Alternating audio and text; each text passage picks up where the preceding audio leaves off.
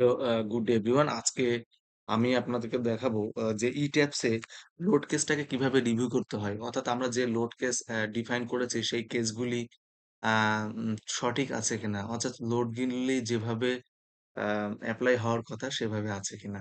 তাহলে আমরা review the load কেসে আমরা ১ম এই যাবো ডিফাইন মেনুতে যাবো। ডিফাইন মেনুতে গিয়ে আমরা লোড কেসে যাবো। লোড কেসে গিয়ে যাবো যে প্রত্যেকটা লোড লিনিয়ার আছে কিনা? Linear static, linear static, linear static. আমরা যদি এটা কোথাও কোনো উম এভাবে না থাকতো তাহলে আমরা কি করতাম? এই মডিফাই এ যেতাম।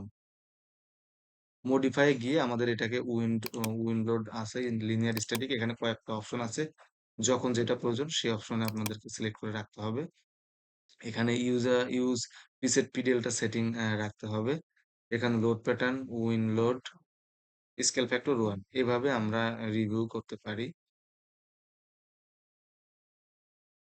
ওকে। এখানে যদি আরো কোনো লোড আমাদের দরকার হতো তাহলে আমরা এড নিউ কেস দিতাম। এভাবে আমরা অ্যা লোড কেস ডিজাইন করতে পারি। আর কোনো কিছু ডিলিট করতে হলে এখান থেকে আমরা করতে পারি। এভাবে আমরা যেকোনো আ লোড কেস রিভিউ করতে পারি।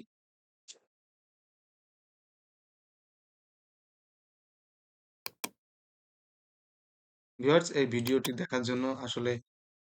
দেখার জন্য ধন্যবাদ জানাচ্ছি। আর নেক্সট ভিডিও দেখার আমন্ত্রণ জানিয়ে আজকের ভিডিও এখানে শেষ করছি।